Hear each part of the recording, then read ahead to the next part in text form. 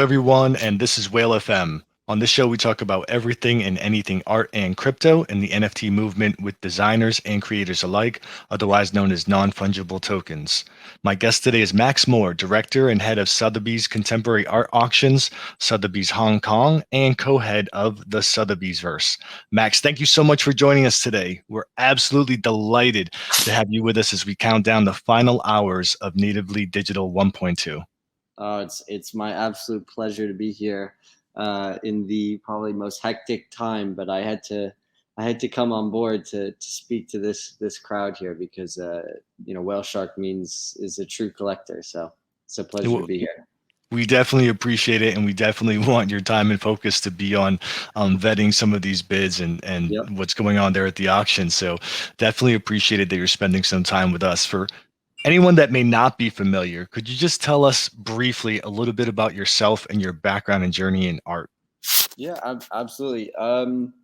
So I was born and raised in New York City. Always loved going to art galleries, visiting museums at a young age. I actually was pre-med in university, took my MCAT, and quickly realized that maybe medicine wasn't for me. And I started as an intern about Sotheby's about 6 years ago in New York, where I then began to work in the contemporary department and run the contemporary art auctions, the day sale out of New York, with a specific focus on more emerging and mid-career artists.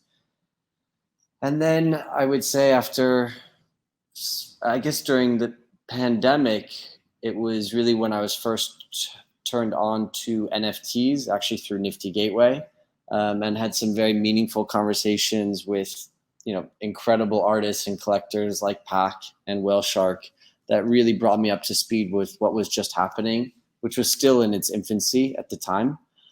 And April was obviously our first sale with 𝐇𝐎𝐔, which was a really fantastic success. And then kind of the rest is history as we continue to grow.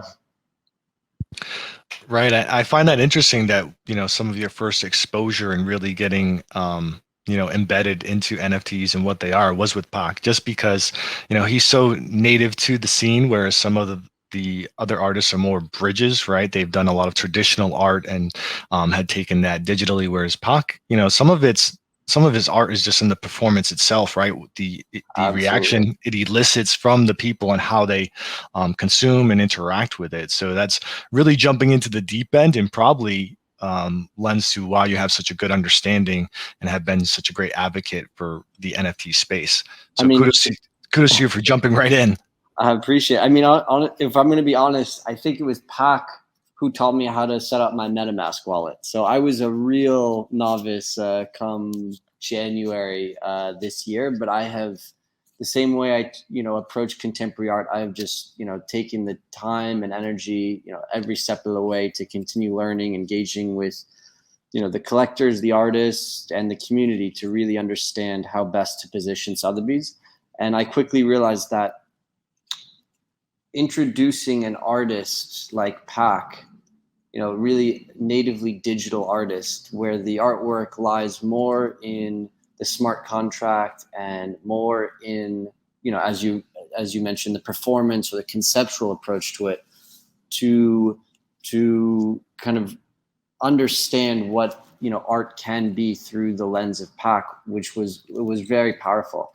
And I think the first sale, the fungible collection was quite ambitious, and it probably it's turned some heads, but also scratched. It was a little bit confusing for some traditional collectors, and we have taken the time at Sotheby's to educate and to grow, the traditional collectors into collecting, more natively digital artworks and digital assets. But I thought it was really the perfect introduction for Sotheby's to really, show that we were understanding of the medium, understanding of, a key artist that was paving the way. And it was a privilege to work with 𝐇𝐎𝐔. Really, that first one was eye-opening. Right. I can imagine, it's a bit abstract for people that we're seeing it for the first time. I'm interested, your role at the time you're managing the day sales in New York and you're kind of going out there and finding emerging artists and markets. When you bring this internally for discussion, what's the reaction to the NFT market and what's going on? So, at the beginning, I would say it was met, with curiosity, but still some skepticism from my more senior traditional management who have just been embedded and enriched with, physical artworks their entire lives. It was a completely new concept for me as well. Even though I grew up in a very, digitally focused era, I would say it was still a hurdle for me to overcome to understand and conceptualize a digital asset that could be shared with just about anyone and experience in many ways the same way as the owner, as the one owner who collects the work. So for me, once you understood and were able to kind of have that light bulb moment, that happened to me early on, and then it was about convincing colleagues internally, and it's been a complete 180. The adoption and the acceptance of NFTs within Sotheby's. I mean, I'm on more calls about NFTs now than contemporary art, even though I run the contemporary art department for Sotheby's Asia. So you can see kind of where my priorities lie as well. Always constantly trying to find kind of new and creative ways to educate and to curate. And I hope that the last few auctions that we have hosted and delivered have been kind of a testament to the direction that we're approaching this and the commitment that we're approaching this with.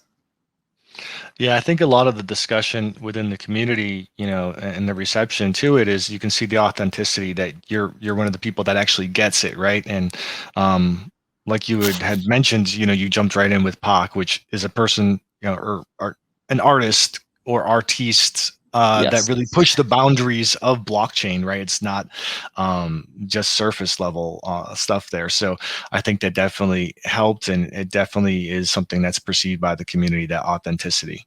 Yeah, I think Sotheby's plays a very interesting role in this ecosystem that's constantly developing.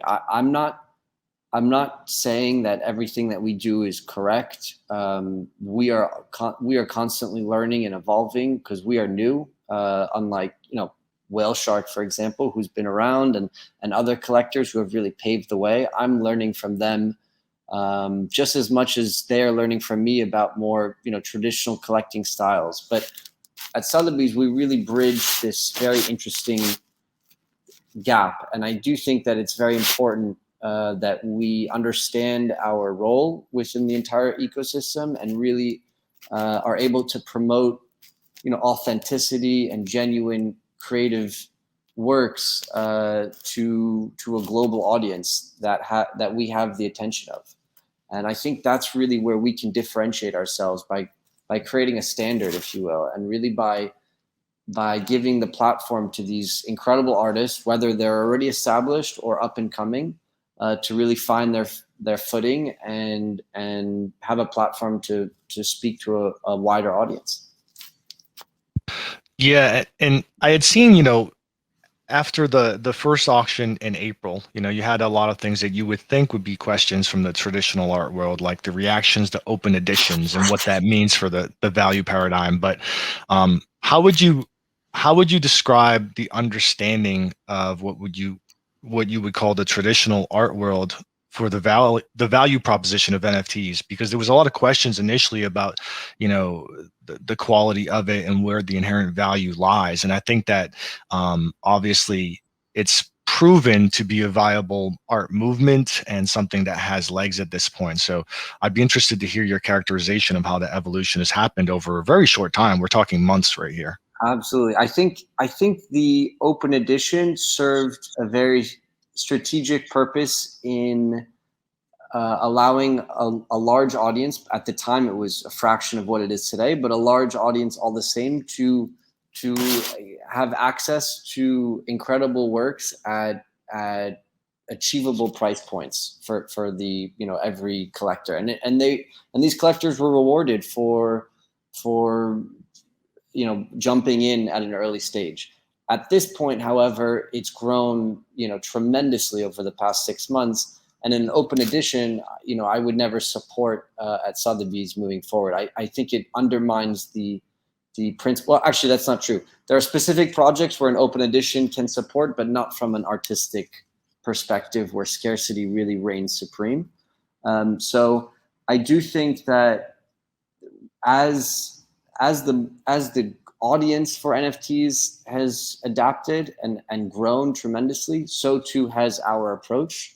And we're mimicking more of our traditional business model at Sotheby's, where we are really the place to buy and sell and trade, you know, the best of the best, whatever that may be. But it usually is governed by principles of scarcity and rarity. And I think, you know, I want to definitely promote, you know, one of one, you know, artworks that, you know, similar, like a painting, for example, or limited editions, which we have in the traditional art world, because I think that that scarcity, even though it doesn't drive liquidity in the short term, will pay, you know, will reward collectors, you know, in the long term, and appreciate, if we're looking at it financially, in a much more significant way down the line. Yeah, I would definitely agree. And I think that, you know, serving a purpose initially and having that conversation on, you know, what does drive value and what this movement could possibly be was a good thing at the onset. But love the direction that things are going in, especially in that I've heard you have the conversation before that this is kind of a two-way bridge, right? Not only are, you know, the traditional art world getting exposure to what was happening in tokenized art in the NFT space, but likewise, people from that scene are now consuming things on Sotheby's that they may have not before. You're I've heard you absolutely right there. I've heard you mention that, you know, this is not a cannibalization of traditional art world. It's rather an extension. You guys are reaching a new audience that hadn't interacted with you before. And I was wondering if you could, now that you've had some time, we're talking 6 months, which is a long time actually in the, you know, in the NFT space, not so much in the traditional space. How would you characterize that level of incrementality? Like, have you seen an increase in, you know, people that are signing up and taking part in auctions because of the NFT things going on? So, you know, actually, the pack sale, the first sale that we ever did with pack, my original plan was to sell a one of one. But you know what happened was Beeple at Christie's achieved $70 million, and you know, in light of that, you know, we had to pivot. Realistically, you know, it's all about headlines. It's all about competition. And if we weren't going to achieve that price point in a single work of art, because that specific work achieved that price, we were going to go another route and do the open edition. And really, I wanted the headline for that to read, you know, how many unique buyers there were, and just how large scale the demand was, regardless of the price point. And I think we achieved that pretty beautifully, because we had over 3,000 unique buyers, which is in effect, you know, almost as many contemporary art buyers as we see in a calendar year in an auction, in the contemporary art market. So, you know, we're starting to see this incredible interest, you know, across the board at a global level from a younger demographic, and very new to Sotheby's, which is all very exciting. But that was definitely at the beginning, and we continue to see these trends with each progressing sale. But we do see, obviously, repeat customers. You know, collectors that were buying in the pack sale are still participating in many of the NFT sales that we've offered since. We've seen some incredible introduction of traditional collectors buying NFTs for the first time ever through Sotheby's. You know, so much to the point where the underbidder of the Bored Ape $26 million bundle was a traditional contemporary and impressionist collector who had never purchased an NFT previously. And we're seeing some, you know, crypto native collectors who have never really purchased traditional works, you know, jumping in on the other side in watches, jewelry, wine, collectibles, and fine works of art. So it's really been, my goal is to continue bridging this ultimately, with each sale. I think each sale that we put together at Sotheby's has had a specific goal, specific purpose.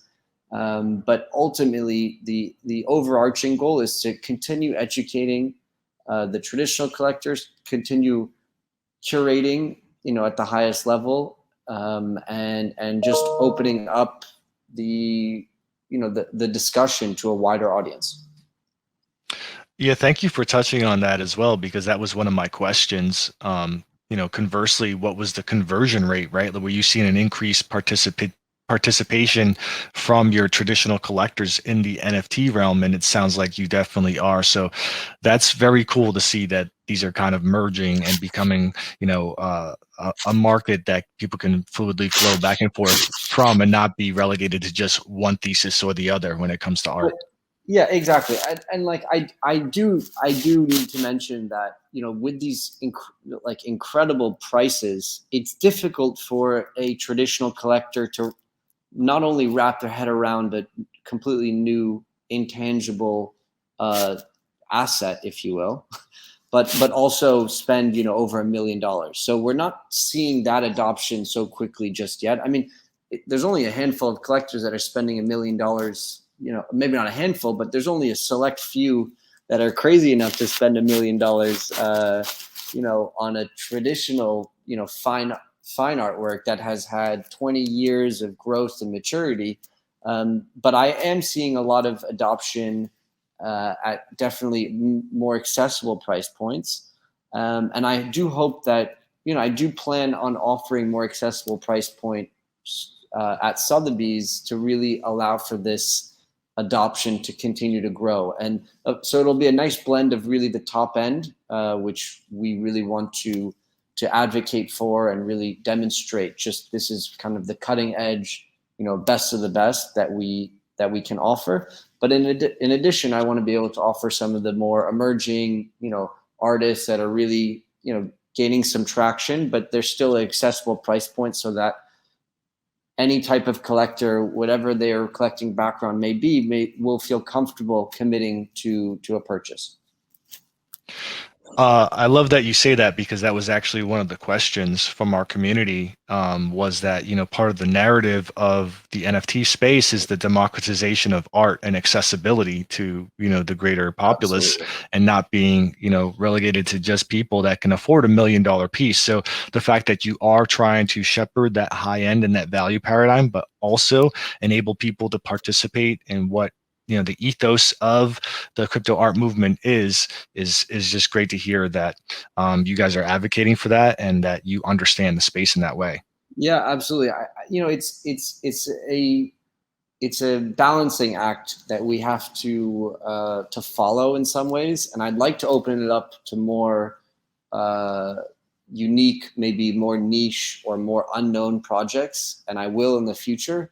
Right now, it's we're setting we're building a reputation for ourselves, and of course, reputation requires building a legacy, or building kind of some of these key results that people can look to and reference in the future, and feel confident buying at Sotheby's. So, we're finding that balance. We're constantly executing at the highest level at any price point.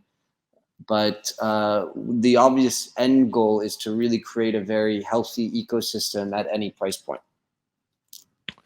Right, and certainly you guys have done some experimentation already with the types of things that you're bringing to market and the way that you're delivering it. So props to you guys for that as well. And definitely wanted to get into what we're here to talk about, which is natively digital 1.2, the collectors. Give me a brief on this and where your thought process was in putting this together. Yeah, so natively digital, just backtracking for a second, natively digital 1.0 or 1.1 was, my colleague Michael out of London and my, in effect, curated sale. And it wasn't just our decision. We reached out, we researched, we spoke to all the top collectors, the artists. we then selected a group of 27 artists, and his last lot, a community-driven selection. But it's a showcase that's similar to our traditional auctions, where it really showcases different artists in the same group, different styles. But it was really meant to educate a wider audience, and really educate a more traditionally focused collector of physical, contemporary, or fine art, if you will. But in the back of my head during this entire explosion of NFTs, I really recognize the importance and significance of the collectors who have, without a doubt and steadfast, stayed true to their commitment and to their, belief in this new medium, or this new digital medium, in the face of criticism, in the face of, of honestly people just thinking this is a whole scam. They stayed true and they were committed, and we wanted to not only celebrate that, but bring those collectors to the forefront of the discussion, and show the significance that they played throughout this, this incredible growth, because in effect, they will also be they are the tastemakers, and they will also help in the future continue the adoption and the development, if you will, of the digital art market, and the way in which it gets shaped, because behind every great artist, there's a great dealer or collector behind, and that's true for any type of medium. And so we wanted to celebrate and selected, collectors that we've established relationships with for various reasons over the past 8 months, my colleague Michael and I, and gave them the platform to really showcase, specific works from their collection. And it's an absolute privilege and honor to be offering, the first few pieces from Whale Shark's, vault that has never been accessed before, and to have that faith and trust in me, I don't take that lightly by any means. It's been, once we first connected at the very beginning, we immediately hit it off, and it's been, we've been talking back and forth. I've learned so much from him. I think he's learned a little bit from me as well. And it's an absolute honor to be showcasing his work at Sotheby's, or his collection at Sotheby's. We are definitely excited to be on auction for the first time. Although, I don't know if it's cognitive dissonance, but we love to hoard what we've collected, just because I know. We have such historic, very, very first pieces from these amazing artists in the scene. But I think it's great to make a statement, and to show that NFTs are here, and they're here to stay in a major way. And thank you for helping to shepherd that. I did have a question. I think sorry. And then the last thing I wanted to note is, in the, not only that, but obviously the provenance of these works, the beautiful thing is that it is recorded and immutable. So when we have a major collection that comes to auction, like a single owner collection that comes to auction at Sotheby's, we really market not just the artist, but the collector, and their commitment, their strategic eye, their collecting style and taste, because they are tastemakers in effect. We just announced the Maklo collection, which is over a $600 million collection that'll be offered across November and May in New York next year. And the provenance, it gives it this gravitas, it gives this additional significance and weight to the discerning eye of the audience, if you will. And I think establishing this at an early stage in the NFT market, I think, is quite important, because the provenance will have significance down the line. I fully believe in that. And so in that sense, like having a piece that was previously in the vault of Whale Shark in the collection with you guys will have additional heightened significance over time. And I think it's important that that gets shared with the public at an early stage.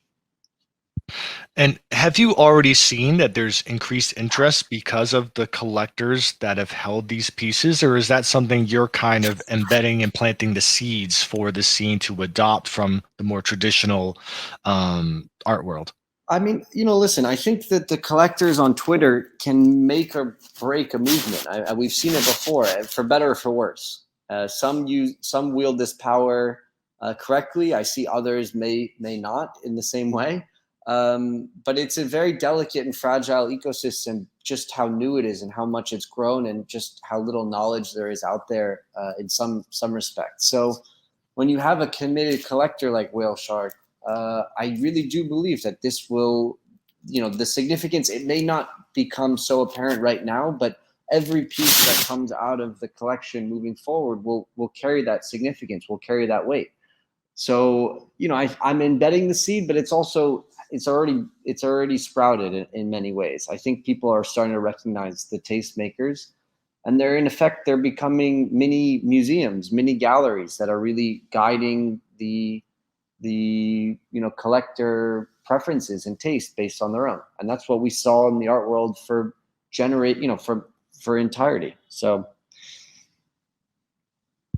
Yeah, and you have an amazing lineup of collectors that you've worked with for this particular auction. So yeah, we've been very, very privileged to get the feedback from them and give have them show with us. So now ironically, it's one of just them bidding on this hackathon right I now. know, I know.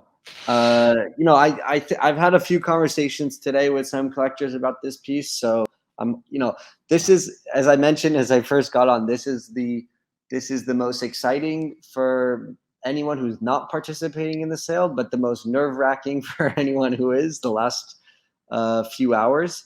When I went to bed, so we just did the Rafik Anadol, single artist sale at Sotheby's. It was my first one here in Hong Kong.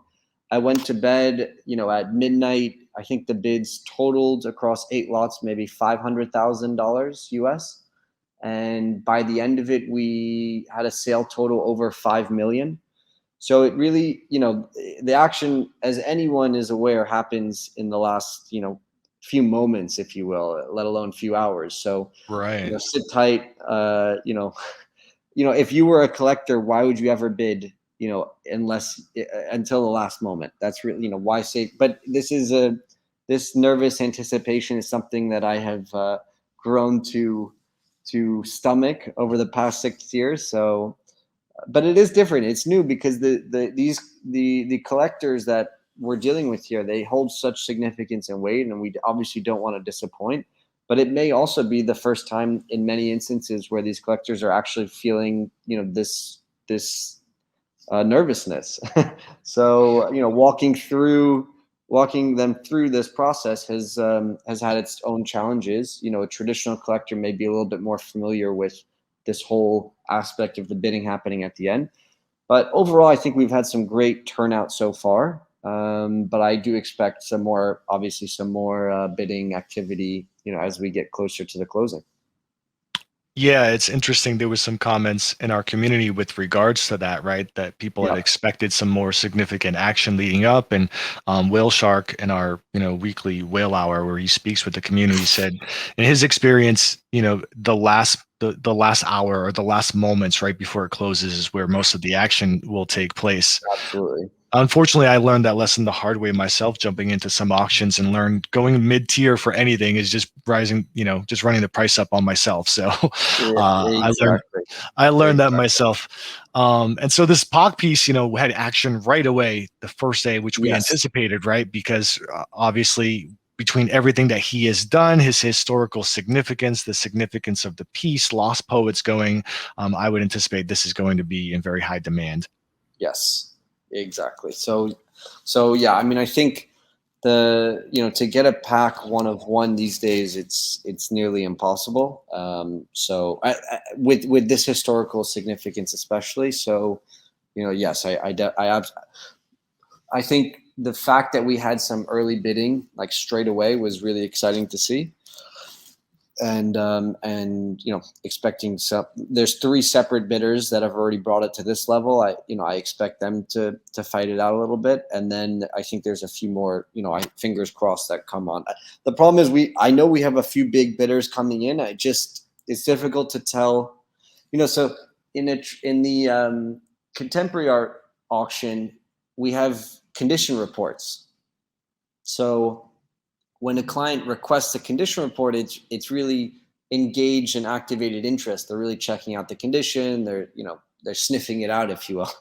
But with here, everything is quite independent in some ways. So we have great positive conversations, but as any good collector, they'll never show their hand, especially to the auction house, to tip off anyone else. So I do feel not in the dark, but I'll be just as pleasantly surprised as you all. Right. Yeah, I think people talked about some cognitive dissonance after putting things up for auction. So if you see Shark Whale winning all kinds of bids, you know what's going on. Fair Um, enough. Fair enough. so really quick, if you could touch on the Sotheby's verse and this kind of metaverse extension that you've built of Sotheby's and what it Yes. entails. So it's something that we've been working on behind the scenes for the past few months now. It was really born out of our belief and our commitment to the future of NFTs and our ability to position ourselves with a strong foothold in the community to really show that we're putting a lot of time, energy, resources into building out our presence. But I think the interface has a little ways to go. It will constantly be iterating and adapting. We want to shortly be able to create a very seamless transaction between buyer and seller, which we can't do on our traditional platform, which is another reason why we started to build the metaverse. We want to create a very healthy whitelisted secondary marketplace where collectors and artists can buy and sell in a very trusted and secure way, both primary and secondary. And it's not gonna. It should hold the majority of our NFT auctions, but we also recognize that introducing some NFTs into our traditional auctions in the context of physical traditional works, if you will, plays a very significant role, and we won't be shying away from that by any means. So it'll be a nice collaboration between the two, but it serves many purposes at this point, and it's just the beginning. There's a lot that will continue to grow with it. I'll tell you that the community reaction has been positive to it, and that there was some frustration with the representation of some significant NFT artworks put up for auction in traditional auction houses that weren't the best representation of what it could be, right? So this is the inverse of that. This is saying we get it. We're gonna, bring the collectors into this world and show them. So the reception has been very positive from that perspective. Yeah, I think exactly. I think I want to see like the image and the bidding on the same surface. So there's a lot we can still work on. So please bear with us, but know that we are we're making an effort and we're working very quickly to continue growing this because we have full belief in it, just like each and every one of you. Right. And Pac always pulling at our heartstrings saying, hey, who knows what will happen with those avatars, right? So that's still up in the air as well. Pac is going to be, they are, I hope if I continue to make them happy with everything we do, I fully believe that they could be the real future of this all in many ways. So very excited to see how they progress, and I hope that Sotheby's will be along for the ride in whatever capacity we can. Right.